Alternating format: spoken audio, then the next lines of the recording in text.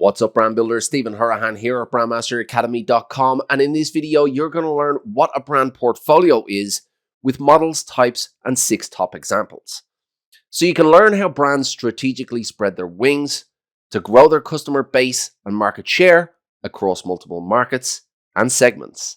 Now, sometimes a collection of brands falls under the overarching umbrella of a larger firm or company.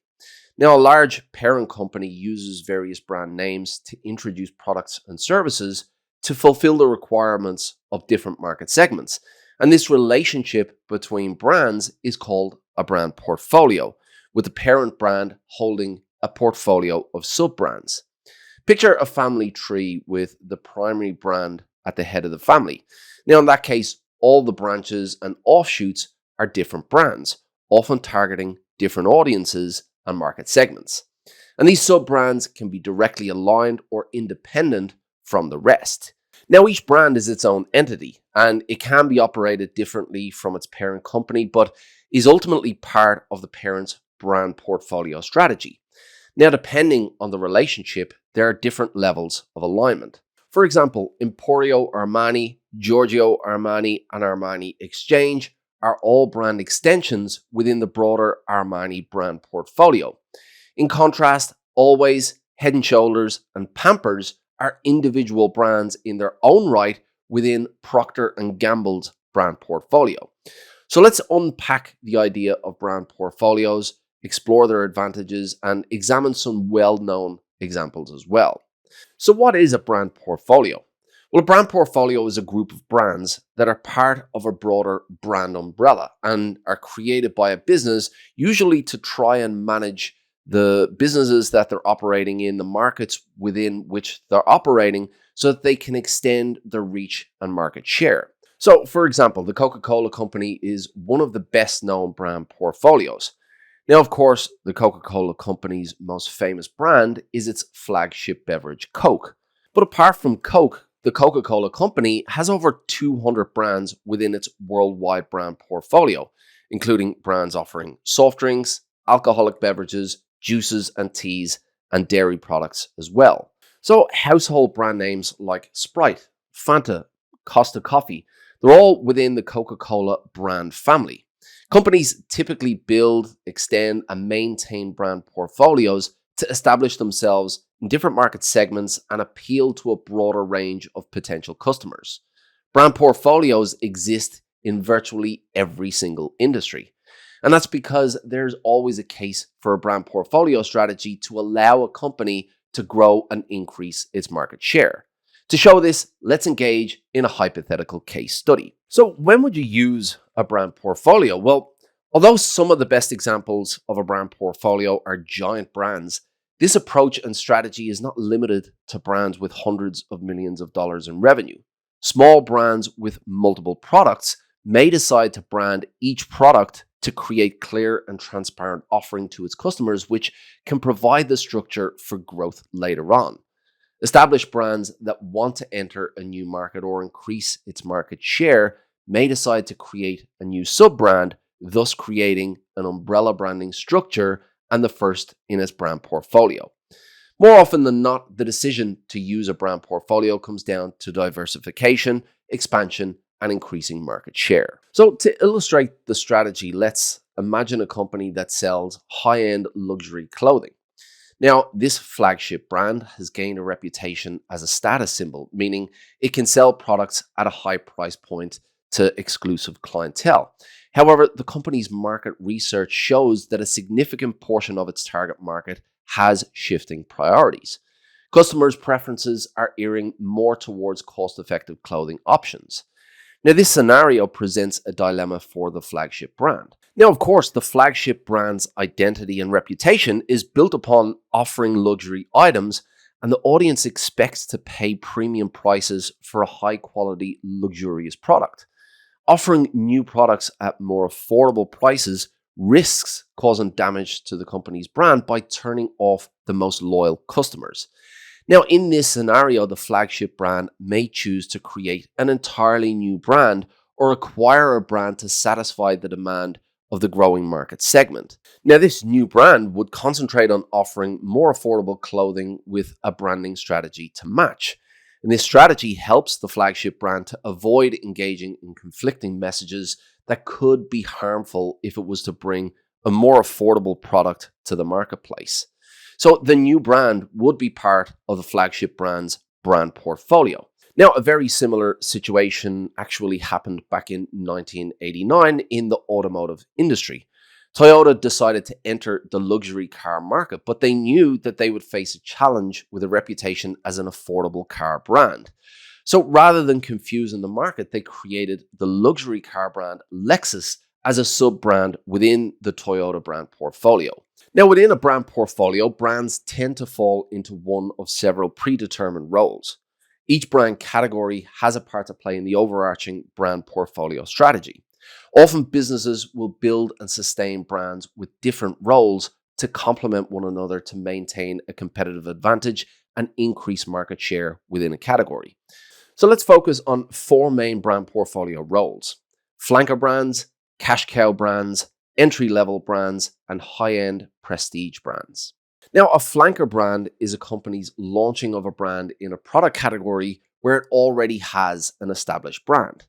The new brand intends to meet the needs of potential customers that the original brand might not be able to satisfy within that product category. Now, the aim here is to present distinctive brands to appeal to various consumers within different market segments without stepping on the toes of other brands within the portfolio.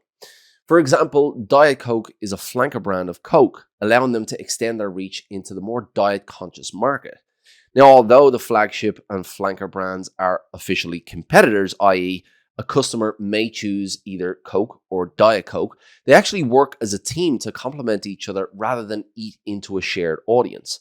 So by targeting different types of consumers within a product category, a parent company aims to strengthen the company's market position and drive away rivals. The next example are cash cow brands. Now, cash cow brands tend to be the parent brands. These are the trendsetters. These are the pioneers that went into the market and established the brand name as a whole within a given category. Now, this is the brand that sits on top. This is the parent brand. It's the one that has gained equity over time. It's gained a reputation in the market, and it uses that equity and it uses that reputation to float the other sub-brands, to bring other brands into the market and use the trust that it's generated with consumers in various categories to get a foothold in a given market. So these brands continue to generate revenue, they continue to satisfy their clients, and they continue to generate and earn that respect, equity, and reputation in the marketplace. And they use that as an asset to get the other brands off the ground. So the cash cow brands tend to be the parent brands that sit on top, lending the equity to their sub-brands. The next example are entry-level brands. Now, entry-level brands do exactly as they say on the tin. They're brands within a portfolio that offer low-price products. These are often the cheapest brands within the overarching parent brand's portfolio, and it gives that parent brand access to that market segment. Low prices can hook customers and attract them to the brand's family. Now, the strategy here is that once exposed to the lower price points of the entry-level brand, a consumer may be tempted to try other options provided by the parent brand. Their tastes may change over time. They may have more disposable income and want a better option or a more luxurious option. Now, a great example of this brand portfolio strategy is the Marriott hotel chain. Now, the Marriott has different levels of hotels within the market category. It has low-priced options, it has mid-range options, and it has luxury options. Now, if somebody stays at a low-priced option, as their lifestyle changes, as they grow over time, as their revenue grows, as their income grows, as their disposable income grows, they're more likely to want a different level of experience, to want a higher level experience over time. And the Marriott has a brand portfolio to cater to that journey. It has the low priced options, it has the mid-range options, and it has the luxury options as well. Now, in contrast to the entry-level options, the high-end prestige brands tend to cater to the top of that ladder. They tend to convey a sense of luxury and superior quality and really cater to that level of market segment. Now, as mentioned in The earlier example, it would be very difficult for a brand such as Toyota that has a reputation of affordability to earn a slice of the luxury car market under the same brand name. Creating an independent luxury brand disassociates from this reputation and allows the brand to establish its own reputation for prestige. So these different roles within a brand portfolio strategy allows a parent brand to cater to different segments of the market without diluting the equity or the reputation of any of their brands. So let's have a look at some advantages of the brand portfolio strategy. Now, effective brand management relies on understanding the audience. You must make a connection with the audience through brand messaging and experience and carefully manage that relationship over time as well. But customer preferences shift, and sometimes a single brand can find that it faces a diminishing market share despite having a loyal customer base. Now, in this case, the brand strategist may believe that their existing brand can't expand into new market segments without compromising their relationships with their existing customer base. And this is where the brand portfolio strategy can help to increase a company's market share by acquiring existing brands or introducing new brands to the market. Now, not all brand portfolio structures are the same. Some brands create clear alignments within portfolios from one brand to the next in a branded house structure, such as Virgin or Fedex, where brands are clearly within the same brand family and the parent brand are leveraging that equity and those associations.